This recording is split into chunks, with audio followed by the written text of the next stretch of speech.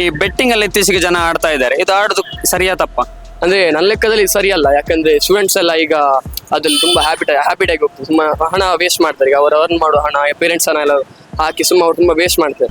ಯಾಕಂದ್ರೆ ಅದ್ರಲ್ಲಿ ತುಂಬಾ ದುಡ್ಡು ಕಳ್ಕೊಂಡು ಸೂಸೈಡ್ ಎಲ್ಲ ಮಾಡ್ಕೊಂಡವ್ರು ತುಂಬಾ ಜನ ಇದ್ದಾರೆ. ಈಗ ಎಷ್ಟೋ ಕೋಟಿ ಮಂದಿ ಆಡ್ತಾರೆ, ಎಷ್ಟೋ ಮಂದಿ ಲಾಸ್ ಮಾಡ್ತಾರೆ. ಸುಮ್ಮನೆ ಅದೆಲ್ಲ ಆಡಿ ಸೆನ್ಸ್ ಇಲ್ಲ ಅದನ್ನ ಗೇಮ್ ಅಲ್ಲಿ. ಮೊದಲು ಫೈನಾನ್ಷಿಯಲಿ ಪ್ರಭಾವ ಇರ್ತದೆ, ಆಮೇಲೆ ಸೆಕೆಂಡ್ ಒನ್ ಮೆಂಟಲಿ ಪ್ರಭಾವ ಇರ್ತದೆ. ಫೈನಾನ್ಷಿಯಲಿ ಹೇಗಂದ್ರೆ ನೀವು ಎಲ್ಲ ದುಡ್ಡು ಕಳ್ಕೊಳ್ತೀರಿ ಮೊದಲನೇದಾಗಿ. ಈ ಬೆಟ್ಟಿಂಗ್ ಅಲ್ಲಿ ಇತ್ತೀಚೆಗೆ ಜನ ಆಡ್ತಾ ಇದ್ದಾರೆ, ಇದು ಆಡುದು ಸರಿಯಾ ತಪ್ಪ? ಅಂದ್ರೆ ನನ್ನ ಲೆಕ್ಕದಲ್ಲಿ ಸರಿಯಲ್ಲ. ಯಾಕಂದ್ರೆ ಸ್ಟೂಡೆಂಟ್ಸ್ ಎಲ್ಲ ಈಗ ಅದ್ರಲ್ಲಿ ತುಂಬಾ ಹ್ಯಾಬಿಟ್ ಆಗಿ ಹೋಗ್ತದೆ. ಸುಮ್ಮ ಹಣ ವೇಸ್ಟ್ ಮಾಡ್ತಾರೆ. ಈಗ ಅವರು ಅರ್ನ್ ಮಾಡೋ ಹಣ ಪೇರೆಂಟ್ಸ್ ಹಣ ಎಲ್ಲ ಹಾಕಿ ಸುಮ್ಮ ಅವ್ರು ತುಂಬಾ ವೇಸ್ಟ್ ಮಾಡ್ತಾರೆ. ಈಗ ಸ್ಪೆಷಲಿ ನಾ ಬೆಟ್ಟಿಂಗ್ ಆಪ್ಸ್ ಆಡುದಿಲ್ಲ. ಈಗ ನನ್ನ ಫ್ರೆಂಡ್ಸ್ ಎಲ್ಲ ಆಡೋ ನಾನು ಅವರಿಗೆ ಯಾಕಂದ್ರೆ ಅಗೇನ್ಸ್ಟ್ ಇದ್ದೇನೆ. ಯಾಕಂದ್ರೆ ಹಾಡಬೇಡಿ, ಸುಮ್ಮ ನಿಮ್ಮ ಅರ್ನ್ ಮಾಡಿದ ಹಣ ವೇಸ್ಟ್ ಮಾಡುದು. ಈಗ ಅದನ್ನ ಈಗ ಒಂದು 50 ರೂಪಾಯಿ ಹಾಕಿ ಇಷ್ಟು ಸಿಗ್ತದೆ ಅದೆಲ್ಲ ಆಸೆ ಮಾತ್ರ. ಈಗ ಎಷ್ಟೋ ಕೋಟಿ ಮಂದಿ ಆಡ್ತಾರೆ, ಎಷ್ಟೋ ಮಂದಿ ಲಾಸ್ ಮಾಡ್ತಾರೆ. ಸುಮ್ಮನೆ ಅದೆಲ್ಲ ಆಡಿ ಸೆನ್ಸ್ ಇಲ್ಲ ಅದನ್ನ ಗೇಮ್ ಅಲ್ಲಿ. ಅಂದ್ರೆ ಅವರೆಲ್ಲ ಸ್ವಲ್ಪ ಸೆನ್ಸ್ ಯೂಸ್ ಮಾಡಿ ಈಗ ನೋಡಿದಕ್ಕೆ ನಾವು ಅಷ್ಟು ಹಣ ಕಷ್ಟದಲ್ಲಿ ಹಣ ಇದು ಮಾಡುದು ನಾವು ಅರ್ನ್ ಮಾಡಿ ಹಣ ಅದನ್ನ ಕರೆಕ್ಟ್ ಆಗಿ ಯೂಸ್ ಮಾಡ್ಲಿಕ್ಕೆ ಬರ್ತದೆ. ಈ ಗೇಮ್ಸ್ ಎಲ್ಲ ಯೂಸ್ ಮಾಡಿ ಅದು ಸುಮ್ಮನೆ ಇನ್ವೆಸ್ಟ್ ಮಾಡೋ ಬದಲು ಅದನ್ನ ಗೇಮ್ಸ್ ಎಲ್ಲ ಹಾಕಿ ಸೆನ್ಸ್ ಇಲ್ಲ ಅವರಿಗೆ. ಹೇಳುವವರಿಗೆ ಅರ್ಥ ಆಗ್ತದೆ, ಅರ್ಥ ಎಂತ ಮಾಡ್ಲಿಕ್ಕೆ ಹೋಗ್ತದೆ. ಜನರು ಇದ್ರ ಬಗ್ಗೆ ಯಾವ ರೀತಿ ಅರ್ಥ ಮಾಡ್ಕೊಳ್ಬೇಕಂತ ಹೇಳ್ತೀರಾ? ಅಂದ್ರೆ ಜನರು ಅರ್ಥ ಮಾಡೋ ರೀತಿ ಅಂದ್ರೆ ಈಗ ನಮ್ಗೆ ಅರ್ಥ ಆಗ್ಬೋದು. ಈಗ ಹಣ ವೇಸ್ಟ್ ಆಗ್ತುಂಟು, ಸುಮ್ಮನೆ ಯೂಸ್ಲೆಸ್ ಅದು.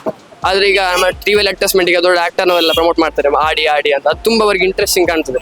ಸೊ ಅದು ಫಸ್ಟ್ ಅದು ಆಡ್ ಮಾಡೋದೆಲ್ಲ ನಿಲ್ಲಿಸಬೇಕು. ಅದ್ರ ದೊಡ್ಡ ಎಫೆಕ್ಟ್ ಆಗಿದೆ. ಗೌರ್ಮೆಂಟ್ ಬ್ಯಾನ್ ಮಾಡುದಿಲ್ಲ. ಈಗ ಸ್ಟೇಟ್ ಅವೇ ನೋಡಿದ್ರೆ ಗೌರ್ಮೆಂಟ್ ಬ್ಯಾನ್ ಮಾಡುದಿಲ್ಲ. ಯಾಕೆಂದ್ರೆ ಗೌರ್ಮೆಂಟ್ಗೆ ಹೈಯೆಸ್ಟ್ ಇನ್ಕಮ್ ಬರ್ತದೆ ಅದರಿಂದ. ಸೊ ಅವಾಗ ಗೌರ್ಮೆಂಟ್ ಇಲ್ಲ, ಇದು ನಮ್ಮ ಒಳಗೇನೆ ಒಂದು ಇದು ಇಂಟ್ರೆಸ್ಟ್ ಬರ್ಬೇಕು. ಅಂದ್ರೆ ಆಡಬಾರ್ದು, waste of time, waste of money ಆಗಿದ್ರೆ ಚೇಂಜಸ್ ಮಾಡ್ಬೋದು. ನಾನು ಹೇಳೋ ಪ್ರಕಾರ ಅದೆಲ್ಲ ತಪ್ಪ ಅಂತಾನೆ ಹೇಳ್ತೇನೆ. ಯಾಕಂದ್ರೆ ಅದ್ರಲ್ಲಿ ತುಂಬಾ ದುಡ್ಡು ಕಳ್ಕೊಂಡು ಸೂಸೈಡ್ ಎಲ್ಲ ಮಾಡ್ಕೊಂಡವ್ರು ತುಂಬಾ ಜನ ಇದ್ದಾರೆ.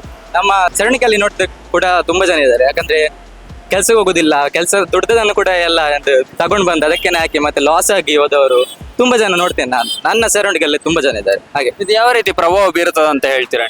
ಮೊದಲು ಫೈನಾನ್ಷಿಯಲಿ ಪ್ರಭಾವ ಇರ್ತದೆ, ಆಮೇಲೆ ಸೆಕೆಂಡ್ ಒನ್ ಮೆಂಟಲಿ ಪ್ರಭಾವ ಇರ್ತದೆ. ಫೈನಾನ್ಷಿಯಲಿ ಹೇಗಂದ್ರೆ ನೀವು ಎಲ್ಲ ದುಡ್ಡು ಕಳ್ಕೊಳ್ತೀರಿ ಮೊದಲನೇದಾಗಿ.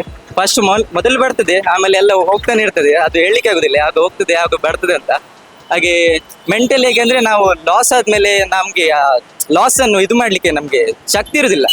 ಆದ್ರೆ ಕೂಡ ನಾವು ಇನ್ನೂ ಕೂಡ ಆಗ್ತೇವೆ, ಬರ್ತದೆ ಅಂತ ನಮ್ಮ ಎಕ್ಸ್ಪೆಕ್ಟೇಷನ್ ಇರ್ತದೆ. ಆದ್ರೆ ಎಲ್ಲ ಲಾಸ್ ಆಗಿ ಮತ್ತೆ ಲಾಸ್ಟ್ಗೆ ಸೂಸೈಡ್ ಒಂದು ಪರಿಹಾರ ಅಂತ ಅಷ್ಟೇ. ಮೊದಲು ಜನಗಳೇ ಅದನ್ನು ಅವ್ರಿಗೇನೆ ಒಂದು ಇದು ಕಾಮನ್ ಸೆನ್ಸ್ ಅಂತ ಬೇಕು ಮೊದಲು. ಯಾಕಂದ್ರೆ ಅವರೇ ಇದನ್ನು ಯೂಸ್ ಮಾಡ್ಲಿಲ್ಲ ಅಂದ್ರೆ ಅವರು ಎಂತ ದೊಡ್ಡ ಪ್ರಮೋಷನ್ ಮಾಡಿ ಅವ್ರಿಗೆ ಅಂತ ಪ್ರಯೋಜನ ಇರುವುದಿಲ್ಲ. ಯಾಕಂದ್ರೆ ಅವರು ಪ್ರಮೋಷನ್ ಮಾಡಿ ನಮಗೆ ಕಾಮನ್ ಸೆನ್ಸ್ ಇಲ್ಲದಾಗೆ ನಾವು ಯೂಸ್ ಮಾಡಿದ್ರೆ ನಮ್ಗೆ ಅದು ಲಾಸೇ ಆಗುದು. ಅದರ ಜನರು ಅರ್ಥ ಮಾಡ್ಕೊಳ್ಬೇಕು. ಜನರು ಮೊದಲು ಅರ್ಥ ಮಾಡ್ಕೊಳ್ಬೇಕು. ಹಾಗೆ ಸರ್ಕಾರದಿಂದ ನಿಷೇಧ ಮಾಡ್ಲಿಕ್ಕೆ ಆಗುದಿಲ್ಲ ಅಂತ ನಾನು ಹೇಳ್ತೇನೆ. ಯಾಕಂದ್ರೆ ಅದು ತುಂಬಾ ದೊಡ್ಡ ಇಂಡಸ್ಟ್ರಿ. ಯಾಕಂದ್ರೆ ಅದರಿಂದ ಟ್ಯಾಕ್ಸ್ ಬರುದು ಎಂತ ತುಂಬಾ ದೊಡ್ಡ ಇಂಡಸ್ಟ್ರಿ ಆಗಿದೆ.